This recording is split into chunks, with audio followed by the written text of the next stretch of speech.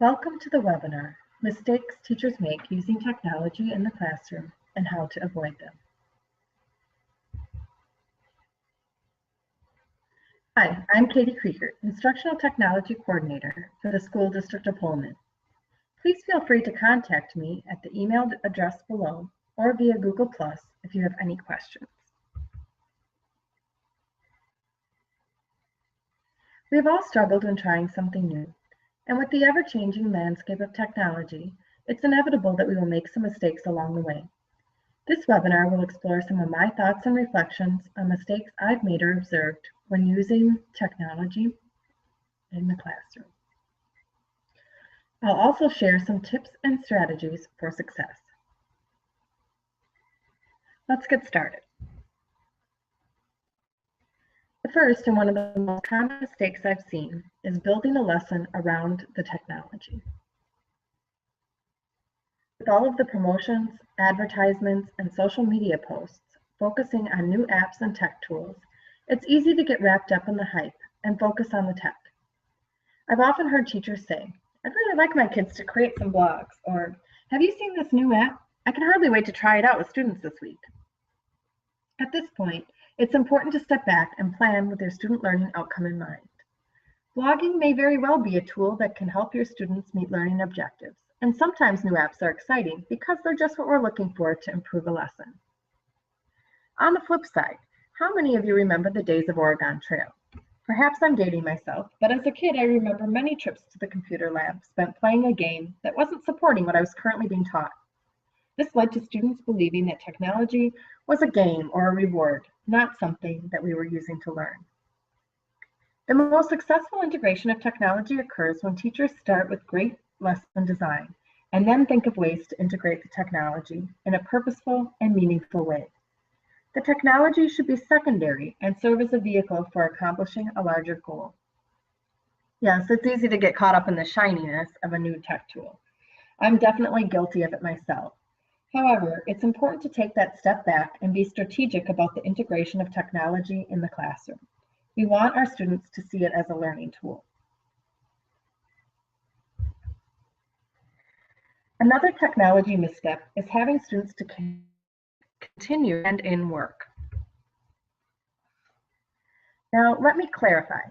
By this, I'm not suggesting going paperless, but rather making sure that we are giving opportunities for students to share or publish their work in order to have an authentic audience beyond the teacher. Having students publish their work instead of handing it in has many benefits. It's not generally much more work for us as teachers to provide a means for students to share their work, and they often take more ownership of their learning task and are more motivated to do their best, knowing that they have an opportunity to share with an authentic audience. While I'd like to think that it's enough for students to want to show me their best work as a teacher, I've seen more than a few students step up far beyond where I thought they were capable when they knew they were sharing with their work, or when they knew they were sharing their work with peers, the community, or online.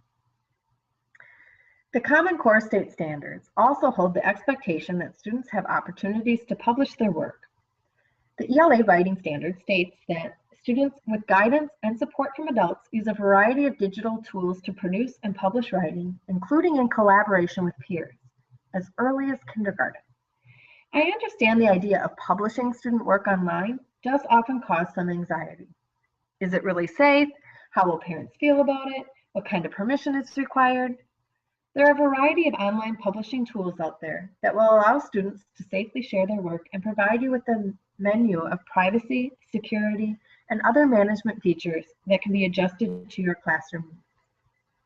KidBlog, for instance, allows the teacher to restrict the audience to students within a class, open it up to parents and guests, or even allow student blogs to be public. Access levels can also easily be changed at any time. Options for student publishing are many and can include blogs, websites, ebooks, social media tools, and more. Go back to your purpose and student learning objective to determine if the best tool for what the best tool is for you and your students.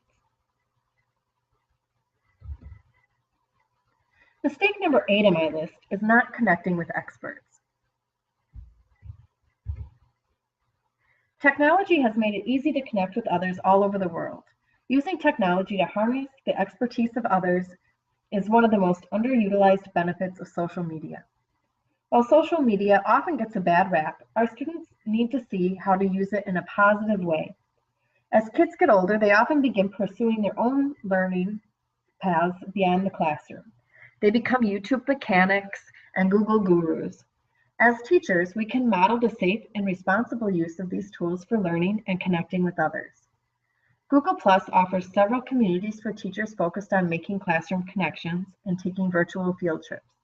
I especially recommend the G+ Connected Classroom community, but there are several others as well. Twitter is also a great way for teachers to seek out authors, scientists, researchers, and other experts to help answer class questions. If jumping into social media with students makes you nervous, start by exploring these outlets on your own and building your professional learning network. Once you're more comfortable using these tools for your own learning, you'll be more confident modeling their use for students. Not backing up data or keeping it secure is another technology error. There are many options for saving and backing up your data. Saving to your computer desktop should not be used for anything but temporary files, as the data stored there cannot be recovered if lost. I define temporary files as items I need instantly, for just one day only, and I plan to delete. Saving to your computer's hard drive is safer because we back up those files as a district. However, to avoid having INT services recover your files at school or losing your hard drive files at home, I still recommend backing up your hard drive yourself. You can do this by purchasing a flash drive, or if you're like me and have a lot of data, it may be more efficient to purchase an external hard drive that has more storage capacity. Google Drive and Dropbox are cloud storage solutions. These companies store your files on the remote servers. While this option is usually reliable, these services are not infallible, and you may still want to back up the files to a secondary location. As they are storing documents in the cloud, it also means that if there is a wireless interruption or internet outage, you may not have access. Google Drive does allow you the option to download Drive in order to access files offline and have them sync when your internet connection is restored. Beyond backing up your data, it is important that our data is also secure. As teachers, we are responsible for keeping confidential data private and safe. This means that login usernames and passwords should be restored in private and secure locations. It also means that you need to be careful about the data you store in the cloud. School and student data that is classified as confidential, such as student medical records, should not be stored in the cloud. While Google Drive and Dropbox are excellent tools for collaborative work, they also pose a security risk for sensitive data. As teachers, you need to be cautious of how and who you are sharing information with, and technology only further complicates this. Before you create or share documents in a cloud-based service like Google Drive or Dropbox, make sure it is information that is appropriate to share. If you wouldn't have a conversation including information in the document in your hallway, it probably is not appropriate to store in the cloud. The bottom line is that we need to be aware of who has access and rights to the files we are creating, and take measures to ensure that confidential information is secure. Believe it or not, thinking that students know more about tech than you is often a misconception. Despite all the hype about digital natives, it is important not to assume all students know how to use the technology. While it's true that our students are growing up in a more technology-rich environment than we did, they often take technology for granted or overestimate their ability to use it effectively. Students have varying abilities, access, interest, and experience with technology. Many times, kids know how to use the technology tools in their personal lives, but are unsure how to transfer this knowledge or experience to learn or demonstrate their learning. They need teachers to model how these tools or skills can be applied in the classroom. Twitter is one such example of this. Many middle school and high school students have personal Twitter accounts that they use to communicate with friends and meet others with similar personal interests. As teachers, we can model how to use Twitter to connect with experts and start Twitter chats on a topic we want to learn more about. Another faux pas is not adapting your teaching style to meet 21st century targets. We cannot expect 21st century learning outcomes from our students unless we as teachers move beyond traditional instruction. It is important that teachers are facilitators of learning and provide students with opportunities to be the experts in the room. Gone are the days of the transactional interactions with students. We need to embrace our new instructional strategies to meet the unique needs of all students.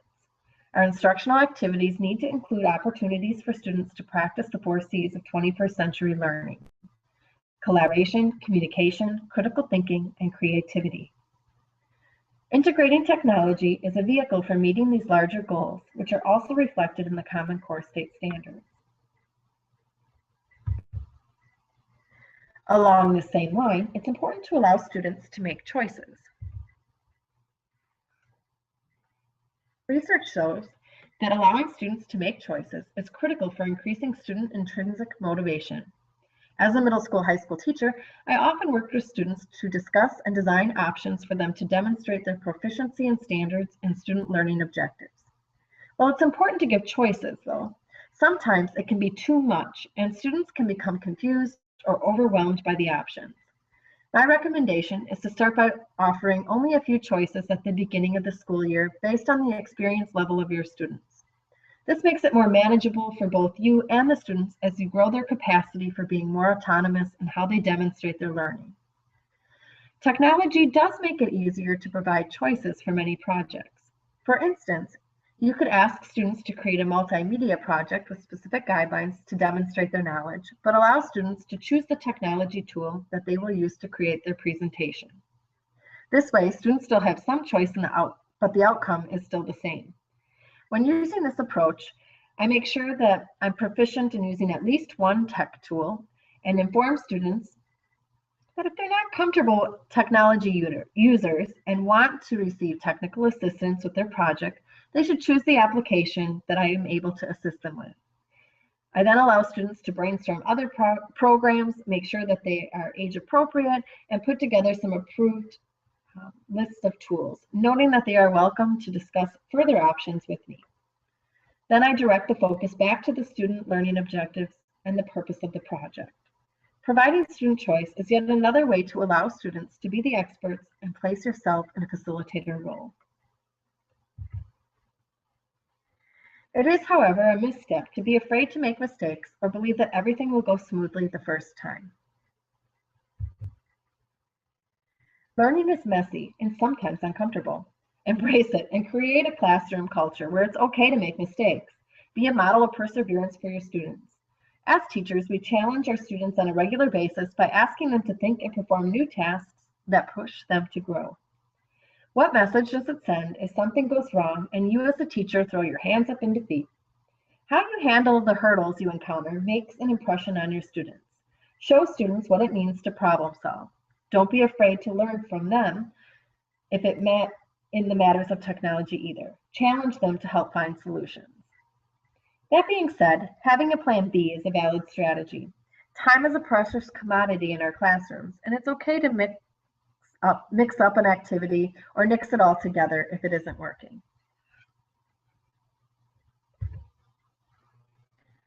As teachers, we are role models to our students in many ways, and it is important that we also demonstrate being a good digital citizen.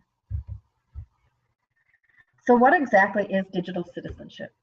A broad definition would be the responsible and ethical use of technology. While being a good citizen is often dependent on norms, there are also legal consequences for some offenses. Plagiarism is an example of one such legal issue surrounding digital citizenship. As teachers, one of the most important ways we can model good digital citizenship is by citing our sources, sharing resources for copyright-free images and music, and having real conversations about when it is okay to use another's work and when it is not, regardless of giving credit. This is a challenge for many teachers as copyright and fair use laws are often very confusing. If you need to phone a friend in this area, your building's library media specialist is a great person to consult. CommonSenseMedia.org is also an excellent resource for all components of digital citizenship. Not using technology or not allowing students to use the technology is also a mistake. Technology is not an instructional fad that you can just wait out. It has forever impacted education. Don't let it intimidate you. Our students live on their devices, and as teachers, we need to respect that their attachment to technology is their generation's culture. It does not mean that technology needs to be integrated into every learning activity for students to find relevance, but it is another reason we should strive to find ways to integrate technology in meaningful and purposeful ways. It is also important to be cognizant of who is directly interacting with the technology in the classroom.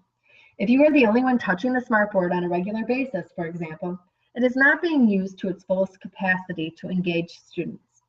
Also, if only a few students are interacting with the device or devices, what are you doing to engage the other students in the classroom? Be reflective of the way that you are using technology to leverage student motivation and engagement.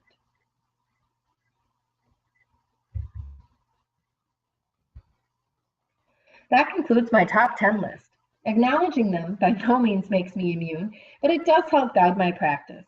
Thanks for taking the time to listen and learn.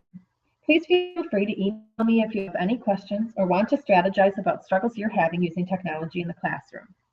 If you would like to receive a certificate of completion for this webinar, please take the short assessment found on my website. Upon your successful completion of the quiz, you will be emailed a certificate.